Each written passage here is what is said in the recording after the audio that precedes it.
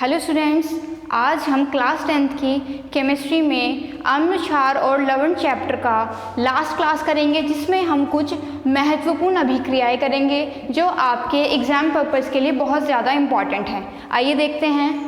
Go with the very first reaction. विरंजक चूर्ण की क्रिया सल्फ्यूरिक अम्ल से कराने पर। यहाँ पर विरंजक चूर्ण की जगह अगर ब्लीचिंग पाउडर भी आ सकता है तो कंफ्यूज होने की ज़रूरत नहीं, क्योंकि आप इससे पहली क्लास में ये पढ़ चुके हैं इनके बारे में, इनके नाम कितने प्रकार के हो सकते हैं।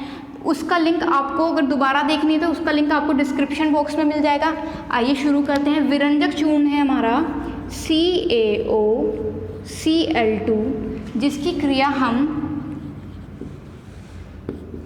सल्फ्यूरिक अम्ल जो अपनी डाइल्यूट फॉर्म में है उससे कराएंगे।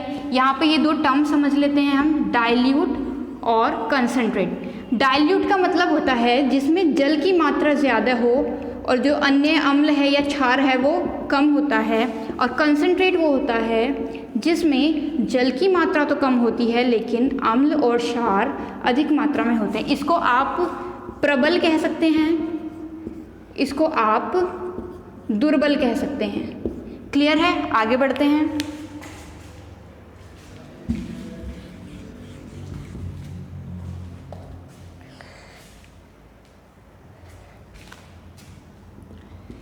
इन दोनों की रिएक्शन कराने पर हमें CaSO4 जो आपका कैल्शियम सल्फेट होता है और जल का अणु व क्लोरीन गैस मुक्त होती है।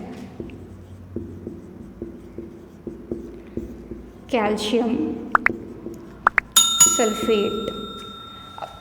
इसको बैलेंस करने का अगर देखना चाहें हम, कैल्शियम का एक अणु है, यहाँ पर भी कैल्शियम का एक अणु। बैलेंस करने की तकनीक समझ लीजिए। जो अभिकारक आप लेकर चल रहे हैं और जो आपको उत्पाद प्राप्त हो रहा है, मतलब जो चीज़ आप लेकर चले और जो आपको एज अ प्रोडक्ट मिलता है, वो उन दोनों में अणुओं की संख्या हमेशा बराबर होनी चाहिए, अन्यथा आपकी जो रिएक्शन है वो इनकम्प्लीट मानी जाएगी। देखते हैं। कैल्शियम का एक अणु, इधर भी कैल्शियम का एक अणु। ऑक्सीजन के लिए देख लीजिए 1 और 4, 5, 4 और 1, 5 बैलेंस्ड है। क्लोरीन के 2 अणु हैं, क्लोरीन के 2 अणु हैं। हाइड्रोजन का देख लीजिए 2, इधर भी 2। SO4 का 1 है और SO4 का 1 है। आपकी रिएक्शन कंप्लीटली बैलेंस्ड है। आगे बढ़ते हैं।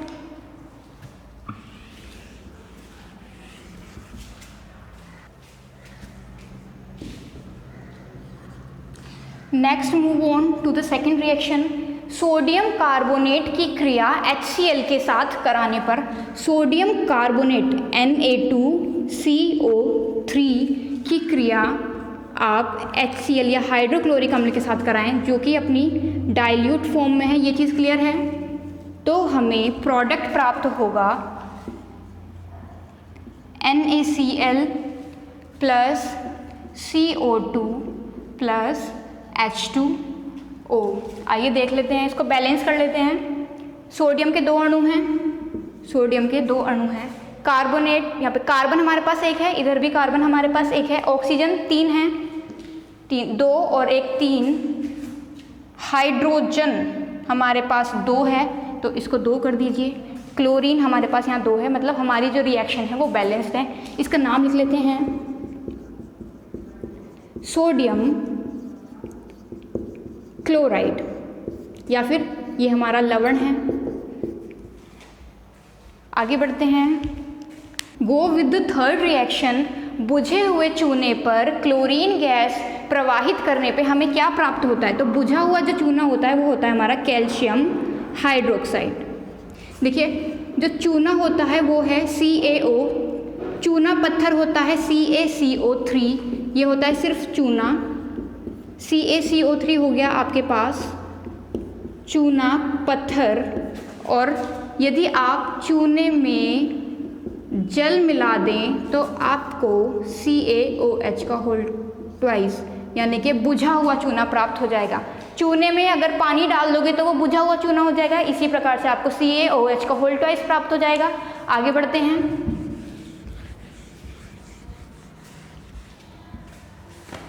की क्रिया क्लोरीन के साथ कराने पर, क्लोरीन में भी टर्म हमें देखना होगा, जो गैसें होती हैं वो हमेशा अपने द्वि अणुओं में चलती हैं या दो अणु परस्पर मिलकर गैस को प्रदर्शित करते हैं। जैसे क्लोरीन गैस हुई तो आप उसको इस प्रकार से प्रदर्शित नहीं करेंगे। नाइट्रोजन गैस को आप सिर्फ N से प्रदर्शित नहीं करेंगे, हाइड्रोजन को सिर्फ H से, ऑक्सीजन को सिर्फ O से प्रदर्शित नहीं करेंगे। इनको Cl2, N2, H2, O2 इस रूप में प्रदर्शित किया जाता है।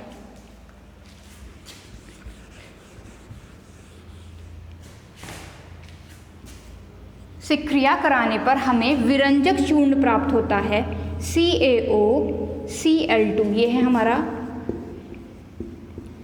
विरंजक चूर्ण या फिर ब्लीचिंग पाउडर, और इसके साथ हमें जल प्राप्त हो जाता है।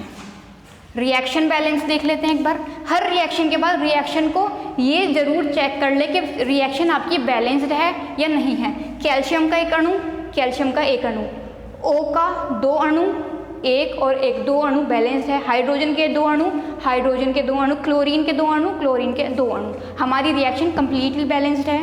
नेक्स्ट रिएक्शन देखते हैं, रिएक्शन नंबर 4, विरंजक चूर्ण की क्रिया HCl के साथ कराने पर। विरंजक चूर्ण हम जानते हैं CaOCl2, इसकी क्रिया HCl के साथ कराने पर जो अपनी डाइल्यूट फॉर्म में है, ये है हमारा विरंजक चूर्ण या ब्लीचिंग पाउडर भी हम इसे कह देते हैं, से अभिक्रिया कराने पर हमें CaCl2, जिसको कह देंगे हम कैल्शियम क्लोराइड, कैल्शियम क्लोराइड, इसके साथ हमें जल और साथ में क्लोरीन गैस मुक्त होती है, जिसको हम नवजात क्लोरीन कह देंगे। देखिए एक चीज़ समझिए, जहाँ भी आप विरंजक चूर्ण का इस्तेमाल कर रहे हैं वहाँ पर क्लोरीन गैस अवश्य निकलेगी। अब इसको बैलेंस करने का देख लेते हैं। कैल्शियम का एक अणु, कैल्शियम का एक अणु, O एक है यहाँ पर भी एक है। क्लोरीन के 2 और 1 3, यहाँ पर 2 और 2 4, तो हमें यहाँ पर इसको बढ़ा देंगे। अब हाइड्रोजन चेक कर लेते हैं, हाइड्रोजन के यहाँ 2 हैं और यहाँ भी 2 हैं, तो हमारी जो रिएक्शन है वो कम्प्लीटली बैलेंस्ड है। आगे बढ़ते हैं। सोडियम कार्बोनेट की क्रिया बुझे चूने से करने पर, reaction number 5, sodium carbonate Na2CO3 की क्रिया बुझे चूने से CaOH का होल ट्वाइस कराने पर हमें NaOH और CaCO3, NaOH हमारा सोडियम हाइड्रोक्साइड तथा कैल्शियम कार्बोनेट प्राप्त होता है। रिएक्शन का बैलेंस करना देख लेते हैं। Na के 2 हैं, यहाँ पर 1 है, 2 हो गए। कार्बन यहाँ पर 1 है, यहाँ पर भी 1 है। O3, O जो है 3 और 2 5, 3 और 2 5 बैलेंस है। कैल्शियम का एक अणु है, कैल्शियम का एक अणु है। हाइड्रोजन देख लेते हैं, 2 और 2, हमारी रिएक्शन कंप्लीटली बैलेंस्ड है। आगे बढ़ते हैं। चूना पत्थर को गर्म करने पर, चूना पत्थर होता है हमारे पास CaCO3, जिसे हम कैल्शियम कार्बोनेट भी कह देते हैं। चूना पत्थर को सिर्फ गर्म कर रहे हैं, 1273 केल्विन ताप पर इसको गर्म किया जाएगा। या तो वो रिएक्शन में आपको ये दे देगा कि चूने पत्थर को इतने केल्विन ताप पर गर्म करने पर क्या प्राप्त होता है, या फिर वो सीधा यही लिख देगा कि चूना पत्थर को गर्म करने पर हमें क्या प्राप्त होता है।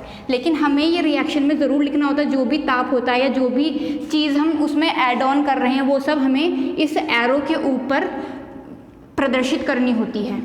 आगे बढ़ते हैं, हमें यहाँ मिलेगा CaO, जिसे हम सिर्फ चूना कह देते हैं, और इसके साथ कार्बन डाइऑक्साइड गैस हमारी मुक्त हो जाएगी।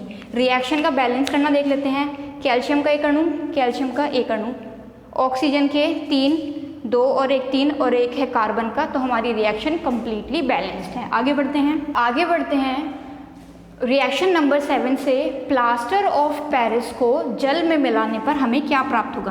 प्लास्टर ऑफ पेरिस का अणुसूत्र हो गया CaSO4 का होल ट्वाइस इंटू H2O, और इसकी क्रिया हम जल के साथ करा रहे हैं। देखते हैं हमें प्राप्त क्या होगा। ये हमारा पास plaster of Paris CaSO4 into twice H2O, ये हमारा प्राप्त हो गया हमें जिप्सम।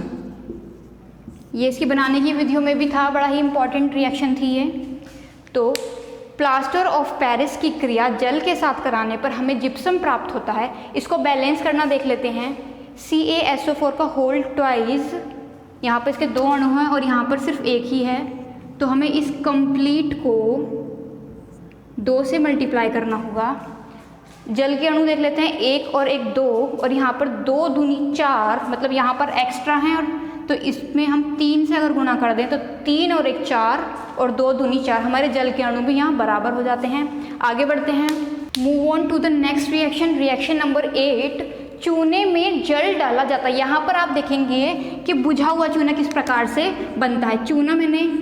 चूना था कैल्शियम ऑक्साइड में हमने जल डाल दिया तो हमें कैल्शियम हाइड्रोक्साइड या फिर बुझा हुआ चूना प्राप्त होता है। बुझा चूना प्राप्त होता है और उसी के साथ में कुछ ऊष्मा प्राप्त होती है। ये चीज़ आपने अपने घरों में भी देखी, जो वो सफ़ेद रंग की जो पेंट के लिए कली बोल देते हैं वो आती है। जब आप उसमें पानी डालते हैं तो उसमें बहुत ही तीव्र भाप निकलने लगती है, तो वो ये ऊष्मा प्राप्त होती है आप लोगों को। Move on to the 9th reaction. चूने की आर्द्र HCl से क्रिया कराने पर, चूना हमने पढ़ा CaO, इसकी क्रिया हाइड्रोक्लोरिक अम्ल की आर्द्र फॉर्म के साथ अगर हम कराएं तो हमें क्या प्राप्त होगा। यहाँ से हमें CaCl2 या कैल्शियम क्लोराइड प्राप्त होता है और उसी के साथ में हमें जल प्राप्त हो जाता है। ये आपका चूना है। तो ये किस प्रकार से हुआ, अब इसको रिएक्शन को बैलेंस कर लेते हैं। कैल्शियम का एक अणु, ऑक्सीजन का एक है, इधर भी एक है, हाइड्रोजन पे 2 अणु हैं और क्लोरीन के भी 2 अणु हैं। इस प्रकार से हमारी रिएक्शन बैलेंस होती है। आगे बढ़ते हैं, move on to the next reaction. Reaction number 10, दानेदार जिंक के टुकड़ों को सोडियम हाइड्रोक्साइड या फिर NaOH के विलयन में मिलाने पर हमें क्या प्राप्त होता है। आइए देखते हैं। दानेदार जिंक के टुकड़े से कंफ्यूज होने के सिर्फ जिंक बोला गया है यहाँ पे, तो आप जिंक ले लीजिए। उसके साथ में सोडियम हाइड्रोक्साइड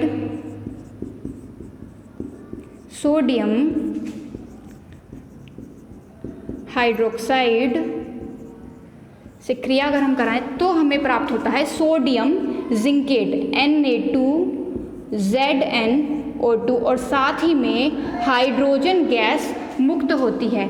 इसका नाम है सोडियम जिंकेट।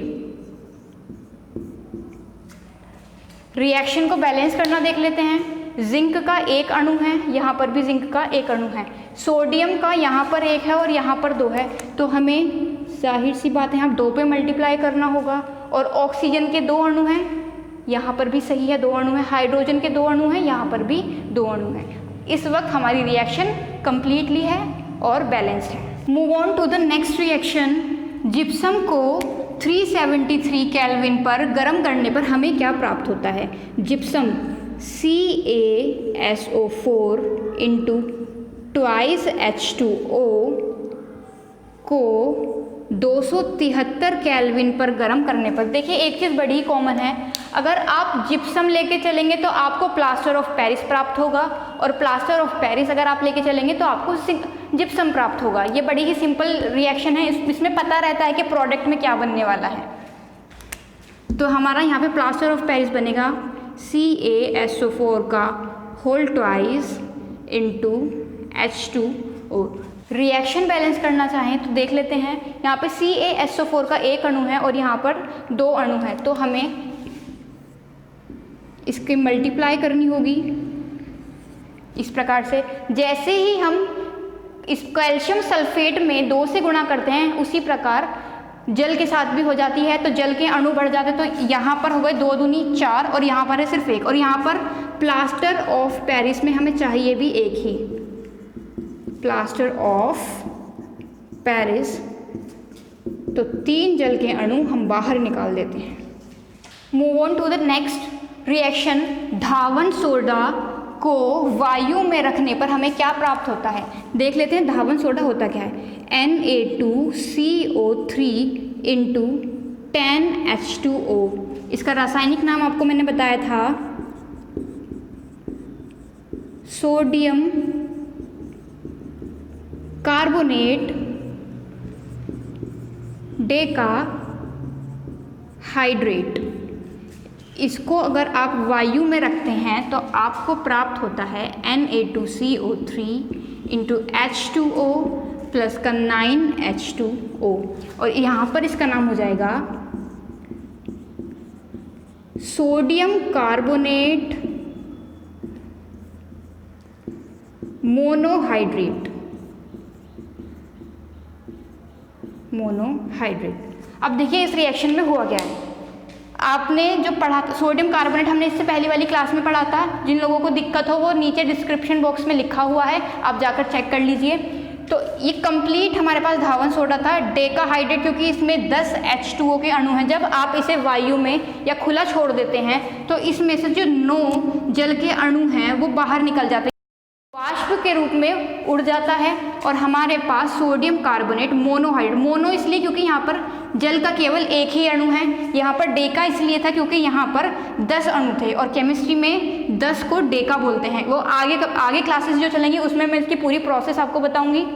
तो ये रिएक्शन हमारी यहाँ कंप्लीट होती है। आगे बढ़ते हैं। तो स्टूडेंट्स, हमारी आज की क्लास यहीं समाप्त होती है, और ये रिएक्शंस जो आज कराए गए हैं वो सभी काफ़ी इंपॉर्टेंट हैं, और इन्हीं के साथ आपका अम्ल क्षार और लवण चैप्टर समाप्त होता है। नेक्स्ट क्लास में कोई और नया चैप्टर लेके आएंगे, या आपको जो चैप्टर पढ़ना हो हमें प्लीज़ कमेंट बॉक्स में ज़रूर बताइए, तो हम पहली पहली प्रायोरिटी उस चैप्टर को रखेंगे। Thank you. यदि आपको चीज़ें समझ में आ रही हैं तो हमारे चैनल को लाइक कीजिए, सब्सक्राइब कीजिए और वीडियो को ज़्यादा से ज़्यादा शेयर कीजिए। Thank you.